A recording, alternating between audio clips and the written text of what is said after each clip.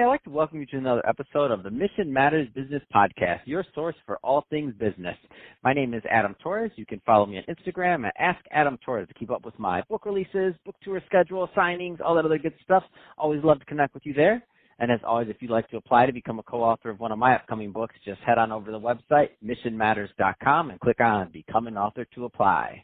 All right, so today I have Adam Simons on the line, and he's an investor, advisor, and board member to companies and startups all around the world. Adam, welcome to the show. Yeah, thanks so much for having me. So I'm excited about today's topic. So we're going to talk about some trends you're seeing for early stage startups and some tips for founders. But before we do that, let's get into what you're doing as an investor, advisor, and board member. Tell us a little bit more about what you're up to. Yeah, absolutely. So, just by way of background, my career was spent kind of in the early years in strategy consulting, working with big blue chip Fortune 500 companies in a variety of disciplines and industries and verticals. Really kind of cut my teeth in a lot of areas of business.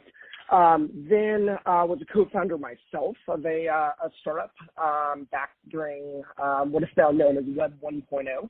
Was at an agency for a bit and then spent the better part of about 13 years in industry at big companies doing strategy, doing operations, doing transactional work. And then about 8 years ago, really as just a side hustle in the early days, started this little practice, which was never meant to be more than literally this side hustle, where had a couple friends, say, from business school that had projects. And I said, great, let's go to a coffee shop. Let's roll up our sleeves. If I can add value, maybe I'll become an advisor to your company and take a bit of equity. Really wasn't thinking bigger things at that time. Year two, started to write some angel-sized checks in some of those companies. Started to become pretty deeply networked in the VC and PE community around the United States and later globally. And fast forward now, where this practice, which originally just sort of started as a hobby or a side hustle, is now full-time pursuit. So working with these companies, these startups and emerging companies all over the world, no 2 days are the same. And I'll give you kind of one of my favorite stories where a couple weeks ago, the Monday of my week was spent in a pretty heady negotiation, unfortunately regarding a recapitalization of a company that took hours and hours and was pretty in the weeds and pretty detailed as it related to corporate finance and kind of the impact to shareholders. The Tuesday was spent with a phone call from a very early stage startup that I work with on the East Coast, who kind of said, hey, Adam, the startup down the hall, they just went out of business and we really like their conference room table. We can't figure out how to fit it in our door. So I went from a Monday of a really heady kind of sophisticated negotiation to a Tuesday helping 3 26-year-olds fit a table through a door. And that pretty much sums up the variety that I see on a week-to-week basis in the work that I do. Oh man, that's awesome! I love that story. Let's talk about. You have a unique vantage point, being in business as long as you have, and with the types of companies you work with. Adam, are you calling me old now? I don't know. You're trying to date me. Oh, possibly. For the people listening, maybe. If they're still in college, definitely. You're over the hill then. Sorry, Adam. From one over the hill Adam to another. It is what it is. So let's get into to startup trends. What are you noticing in the startup space right now? Yeah, so we're definitely in a cycle now. As much as I hate that word, I'll use it just for understanding. We're in a cycle now where certainly investment is becoming tighter at the front end of the startup funnel, which means it's harder and harder for earlier stage companies and particularly first-time founders to properly capitalize their business.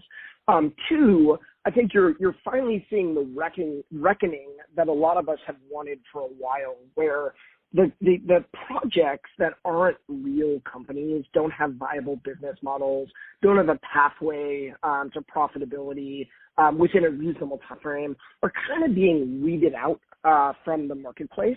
And I actually think that's a very positive thing.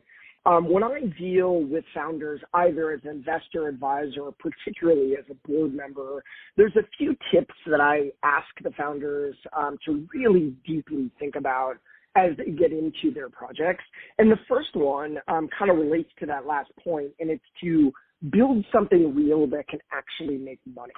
So I think, in very heady times in the startup world, you tend to have these projects that emerge that are just relying on the backstop of a very quick exit. You see this particularly in high technology, not so much in other verticals. And I'm an investor across many different verticals these days. But you can't do that. You've got to build something that can endure for a period of time and can ultimately be a real business that makes money.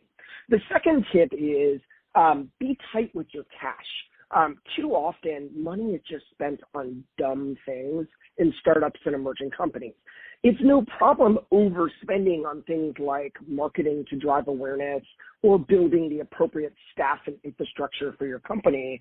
But if I go to meet a startup at a WeWork and the first thing the founder does in the elevator bay is offer me cold brew coffee, I kind of scratch my head and I'm like, what's going on here? This isn't the way that we traditionally built businesses really for the past 100 years. It's a very strange bubble in startup land. And so the analogy I'm giving founders now is, now that we're in the kind of new roaring 20s, is remember back to the last roaring 20s and remember those great titans of business.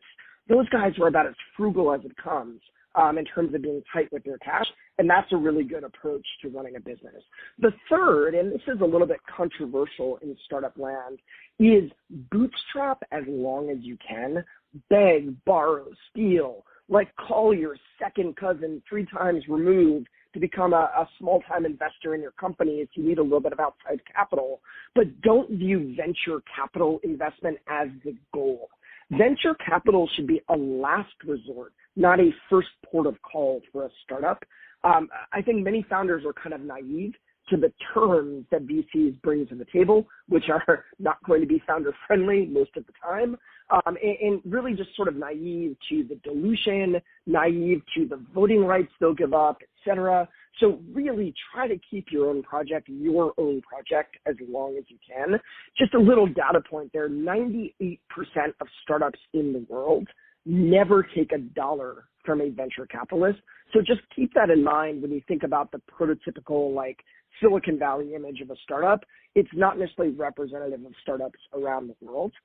The fourth is know your why, right? The odds are you are not going to become Mark Zuckerberg with your project, right? Just the odds dictate that. So if that's not going to happen, you need to have a strong reason why you're going to work every day, why you continue grinding against this project to make it a success. It's a lot of hours, and it's a lot of both time away from your friends or family, or just frankly other business contacts, and it's a lot of just mental grind. And so you have to have a really strong purpose and know why you're doing what you're doing versus just, oh yeah, I want to do this for 2 years and then exit this business. And then the last, and I think this is really where it relates to a lot of the work that I've been doing, particularly on the advisory side of my practice, is ask for help. You've got a lot of entrepreneurs now and frankly companies that are going from what I call hero to zero because they don't look externally and they don't bring in those battle-tested pros that can really challenge the assumptions and can help them break out of the picture frame that they're in. A lot of just sort of talking into an echo chamber within a particular startup versus bringing in some folks that will bring real-world common sense, challenge the status quo within the organization, and frankly, challenge founders to get better as business people. No, I love it. I mean, it's all great, solid advice. So, Adam, if somebody's listening to this and they want more information, I mean, what kind of things are you looking for now? I mean, investor, advisor, board member, a lot of different hats. Why would somebody listening to this, or why should they contact you? What kind of things do you want to work on? I think there's 3 things that are pretty important. Number one is the companies that I typically will work with Usually the path is I'll start on an advisory capacity, get to know the founders a bit, and then ultimately make a decision about an investment from there. That's not always true, but that's usually sort of the way it works out. The projects need to be, at some sense, quote unquote, venture scale. So these, I don't work for just lifestyle businesses. Those are awesome businesses to be in. It's just not what I do. So someone with kind of a venture scale aspiration for their business, someone that frankly is looking for an easy button within their business.